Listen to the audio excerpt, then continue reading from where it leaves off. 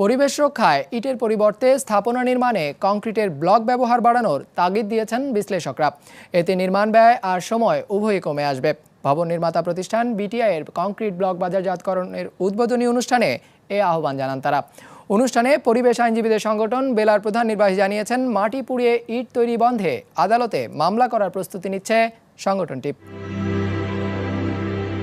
স্থাপনা নির্মাণে ২৫০০ কোটি ইট লাগে দেশে প্রতি বছর, যা তৈরিতে প্রয়োজন ৬ কোটি টন মাটি।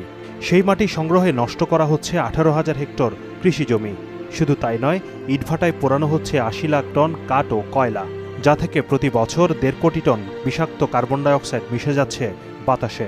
আশেপাশের জায়গায় খেতে আর ধান হয় না, ফল হয় না, তাপমাত্রা বেড়ে যায়। বাতাস বলেন, মাটি বলেন, ফসল বলেন, সকল কিছুকে ধ্বংস করে শুধু ইট দিয়ে দালান বানাবো, এটা হতে পারে। আমরা যদি বিশ্বের দিকে তাকাই, তারা এখনো ইট নিয়ে বসে নাই, তারা বিকল্পে চলে গেছে।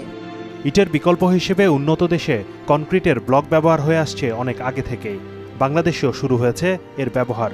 বর্তমানে দেশে ব্লক তৈরি করছে অন্তত ১২টি প্রতিষ্ঠান, যার একটি building technology and ideas BTI. Block ব্যবহার করে এরই মধ্যে ৭০টি ভবন নির্মাণ করেছে প্রতিষ্ঠানটি। এবার কনক্রিটের ব্লক তারা বিক্রি শুরু করেছে খোলা বাজারে। আমরা সম্পূর্ণভাবে গ্যারান্টি দিতে পারি যে এটা লাল ইটের যে ইট, সেটার পরিবর্তে ইউজ করলে পরে অনেকগুলি ব্যাপারে এটার আমরা সুবিধা পাবো। প্রথম হচ্ছে যে এটা টোটাল বিল্ডিংয়ের ওজন কমিয়ে দেয়, হিট ইনসুলেশনে কাজ করে, এটা সাউন্ড ইনসুলেশনে কাজ করে, এটা টাইম অনেক কমিয়ে নিয়ে আসে, এটা প্লাস্টার করতে যে ম্যাটেরিয়াল লাগে সেটা অনেক কম লাগে, যাতে করে টোটাল বিল্ডিং কস্ট কমে আসে।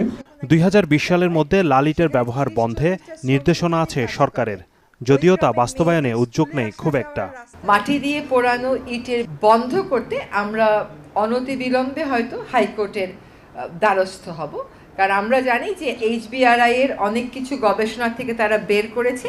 আমি মনে করি সেখানে আমাদের ভ্যালু এডিশনের অনেক সুযোগ আছে। শুধু লাল ইট নয়, মাটির তৈরি অটোব্রিকের ব্যবহারও বন্ধের তাগিদ দেওয়া হয়েছে অনুষ্ঠানে।